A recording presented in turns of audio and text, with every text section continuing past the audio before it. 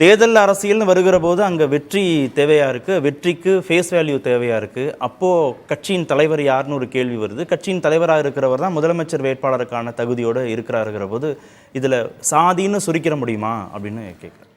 இல்லை, நீங்கள் ரெப்ரசன்டேஷனை என்ஷூர் பண்ண போகிறீங்களா இல்லையான்றது தான் கேள்வி. இப்போ நீங்கள் வெறும் முதலமைச்சர் பதவி மட்டும் இல்லை, ஒவ்வொரு மாவட்டங்களிலும் இருக்கக்கூடிய மாவட்ட செயலாளர்கள், அமைச்சர்கள், இதை கடந்து போகும். நான் சொல்கிறது அடிஷ்னல் ப்ராப்ளம் தான் நான் சொன்னேன். இது ஒன்றுமே ப்ராப்ளம், இது மட்டுமே ப்ராப்ளம், ஃபேமிலி பாலிடிக்ஸ், வாரிசு அரசுன்றது மட்டுமே பிரச்சனைன்னு சொல்ல, அதுவும் ஒரு பிரச்சனை. பட் கண்டிப்பாக அது ஒரு தமிழ்நாடு மாதிரி மாநிலம். ஏன்னா நீங்கள் ஹை மாரல் கிரவுண்ட் எடுக்கிறீங்கல்ல, சமூக நீதினா அப்புறம் என்ன? இந்தியாவில் எந்த மாநிலத்திலும் இல்லாத அளவுக்கு இங்கே ஒரு சோஷியல் ஜஸ்டிஸ் மூவ்மெண்ட் இருந்திருக்கு. ஆமாம், இங்கே இருந்த முதல்வர்களும் பெரும்பான்மை சமூகத்தை சேர்ந்தவங்க இல்லை இல்லையா? எம்ஜிஆரோ கருணாநிதியோ ஜெயலலிதாவோ பெரும்பான்மை சமூகத்தை சேர்ந்தவங்க இல்லை. இல்லை, ஃபியூச்சர் என்ன? அடுத்து வரப்போகுது என்ன? நான் என்ன சொல்கிறேன், நீங்கள் இதை ஒரு கட்சி சார்ந்து சுருக்க முடியாதுன்னு சொல்கிறது நம்ம கடந்து போகிறோம்னு நான் நினைக்கிறேன்.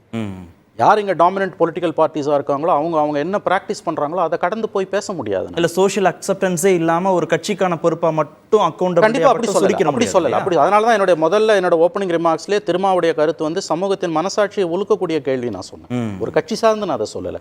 பட் ப்ராக்டிக்கல் பாலிடிக்ஸ்னு வாங்களேன், அது எப்படி நீங்கள் கடந்து போக முடியும்? அதனால் இது இந்தியாவில் எந்த மாநிலத்தையும் விட தமிழ்நாட்டை அதிகமாக நம்ம ஏன் கேள்வி கேட்குறோன்னா, நீங்கள் தான் இங்கே ரெண்டு விஷயம். ஒன்று, இங்கே அந்த மூமெண்ட் இருந்திருக்குது. ரெண்டாவது நீங்கள் தினமும் அதை பேசுகிறீங்க, ஒவ்வொரு நாளும் பேசுகிறீங்க. அப்போ அந்த கேள்வி உங்களை நோக்கி தான் வரும். மற்றவங்களை நோக்கி வரதை விட உங்களை நோக்கி தான் வரும். இதை கடந்து போக முடியாதுன்றது தான் என்னுடைய கருத்து. ஓகே, அதில் ஒரு அப்போ இந்த டிராவிடியன் மூமெண்ட் தான் கடந்த 50 ஆண்டுகள் ஆட்சியில் இருக்குது.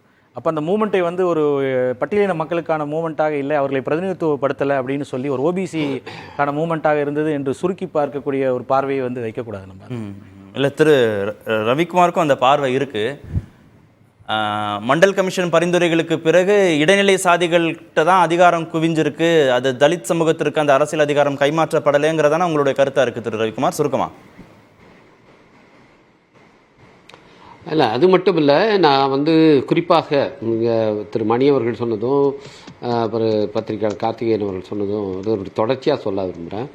குறிப்பாக தமிழ்நாட்டு அரசியல் எடுத்துக்கொண்டால் தமிழ்நாட்டில் இருக்கிற இந்த திராவிட கட்சிகளுடைய இந்த ஆட்சி காலத்தில் என்ன மாதிரியான வளர்ச்சிகள் ஏற்பட்டதுன்னு 2 முக்கியமான நூல்கள் ஆங்கிலத்தில் வந்திருக்கு. ஒன்று டிராவிடியன் மாடல் என்கிற ஒரு புத்தகம், அது கலையரசன் அவர் விஜயபாஸ்கர் 2 பேரும் எழுதினது. இன்னொன்று டிராவிடியன் ஜேர்னி என்ற ஒரு புத்தகம், அது நம்முடைய திட்ட கமிஷனுடைய துணைத் தலைவராக இருக்கின்ற பொருளாதார நிபுணர் திரு ஜெயரஞ்சன் அவர்களால் எழுதப்பட்டது. இந்த 2 நூல்லையும் அவங்க சுட்டிக்காட்டி இருக்கிறது என்னன்னா, இந்த வளர்ச்சி நல்லா வந்திருக்கு, பல தளங்கள்லையும் தமிழ்நாடு முன்னிலை பெறுது, அதெல்லாம் சுட்டிக்காட்டுற அதே நேரத்தில் இந்த வளர்ச்சியில் இடம்பெறாதவர்கள் அல்லது இந்த வளர்ச்சியிலிருந்து விலக்கப்பட்டவர்களாக இருக்கிறவர்கள் யாருன்னா பட்டியல் சமூக மக்கள் இருக்கிறார்கள், அது இன்க்ளூசிவிட்டி இல்லை என்பதை 2 நூல்களுமே சுட்டிக்காட்டியிருக்கு. அதுவும் குறிப்பாக ஜெயரஞ்சன் அவர்களுடைய நூலுக்கு முன்னுரை எழுதிய அன்றைய நிதியமைச்சர் திரு பிடிஆர் பழனிவேல் தியாகராஜன் அவர்களும் அதை வழிமொழிஞ்சு இதை நம்ம கவனத்தில் எடுத்துக்கொள்ள வேண்டும் என்று அவர் அதை அழுத்தம் கொடுத்து சொல்லியிருக்கார். இப்போ திராவிட முன்னேற்ற கழக ஆட்சி இந்த 3 ஆண்டு காலத்தில் அந்த இன்க்ளூசிவிட்டிக்காக சில முன்முயற்சிகளை அவர்கள் எடுக்கிறார்கள். எக்கனாமிக் இன்க்ளூசிவிட்டிக்காக எடுக்கப்படுகிறது, அதுபோல சோசியல் இன்க்ளூசிவிட்டிக்காக சில முயற்சிகள் எடுக்கப்படுது.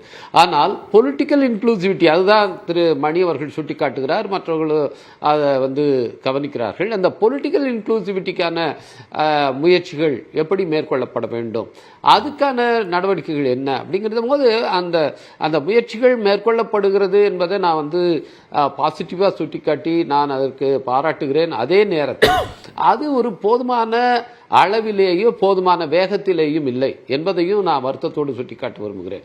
இது அதுல ஒரு தயக்கம் இருக்கிறது. அது பொதுவாக இந்த ஆட்சியிலே இருப்பவர்களுக்கு மட்டுமல்ல, திரு மணி அவர்கள் சொன்னது போல ஒரு சிவில் சொசைட்டியிலேயே இருக்கிற ஒரு தயக்கம், அதை பார்த்து ஆட்சியில் இருப்பவர்களும் கொஞ்சம் கூடுதலாக தயங்குகிறார்கள். இப்படி பண்ணா அது வேற ஏதாவது ஆயிருமோ, வேற மாதிரி ரியாக்ட் ஆயிடுமோ என்று தலித் எம்பவர்மெண்ட் என்பதற்கு அவர்களுக்கு விருப்பம் இருந்தால் கூட, குறிப்பாக நம்முடைய மாண்புமிகு முதலமைச்சர் அவர்களுக்கு அதில் விருப்பம் இருந்தாலும் கூட, அதை செய்ய வேண்டும் என்று அவர் ஆசைப்பட்டாலும் கூட, அதற்கு சமூகத்திலிருந்து வேறு விதமான எதிர்வினைகள் வந்துவிடுமோ என்ற ஒரு தயக்கம் அவர்களை அந்த வேகத்தை மட்டுப்படுத்துகிறதோ என்று நான் நினைக்கிறேன்.